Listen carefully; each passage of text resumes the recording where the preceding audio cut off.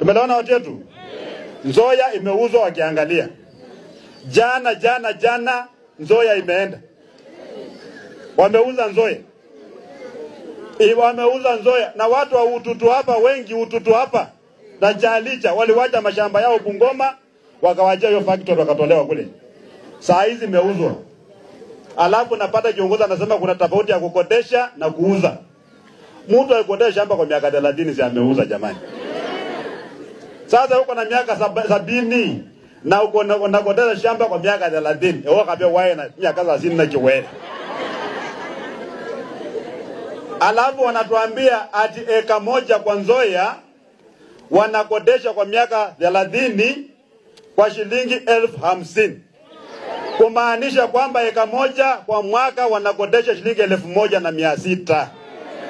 Bandu bebe benebeza na alobile. Na Jumatatu mimi naenda Bungoma. Hauja kukwamo. Serikali lazima isikie hii. Serikali hawezi uza mali ya mwananchi namna hiyo. Kuna wafanyikazi hawajalipwa mshahara. Kuna wakulima walipeleka miwa hawajawahi kulipwa. Mnachukua factory mnapatia muhindi na hii uchoyo. Atalipa hii watu siku gani? Atakwalo vile. Hiyo sisi tumekataa kabisa. Tunataka kuambia Jumatatu kwamba tumefanya nini? Wetangula sio ati yeye ndiye anaulizwa peke yake kule Nzoia, na wameuliza ati watu wa Bungoma na wameuliza mtu mmoja. Waliuliza nani?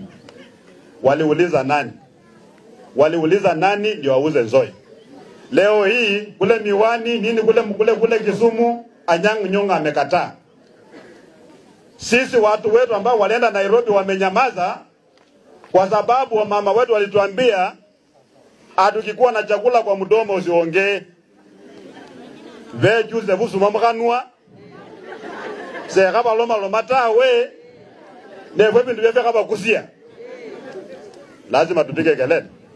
Mimi naungana na Anyang' Nyong'o kabisa bila napinga kule Kisumu, ya Bungoma pia mimi napinga, sikubali. Hatutakubali. Na rais asikie kwamba sauti ya mwananchi ni sauti ya Mungu.